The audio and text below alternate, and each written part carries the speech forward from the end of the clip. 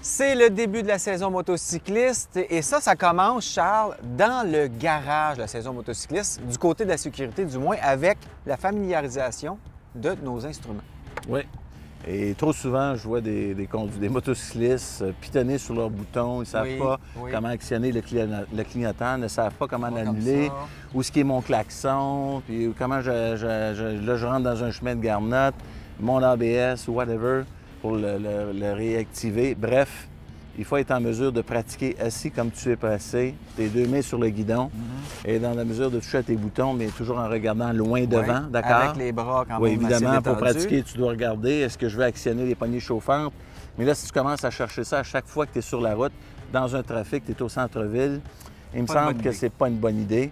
Et on est tellement, comparativement à l'automobile, beaucoup plus vulnérable parce qu'on a beaucoup moins de protection. Donc, la possibilité d'avoir un accident en moto, il faut mettre ça à zéro.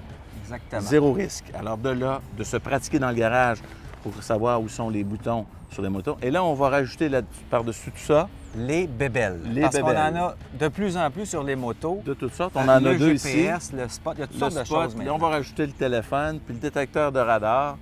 Alors tout ça pour dire que quand on veut jouer sur ces petits appareils électroniques, avant de partir, on fait les ajustements nécessaires. Donc, choisissez votre destination avant de partir. On ne rentre pas ça en roulant ou on regarde où on va ou notre vitesse moyenne. On la regarde à l'arrêt. Ou on décide de changer de destination. Oui. On prend 2 minutes, on arrête sur le bord de la route, on fait des changements et on repart. Et ça ne serait que sauver une seule accident. Ça sera déjà un grand pas dans la bonne direction. Dans la bonne direction. On ne peut pas se permettre d'avoir d'accident. Gardez vos yeux sur la route, regardez ce que vous voulez aller et regardez loin devant. Bonne Parfait. route. OK, merci Charles.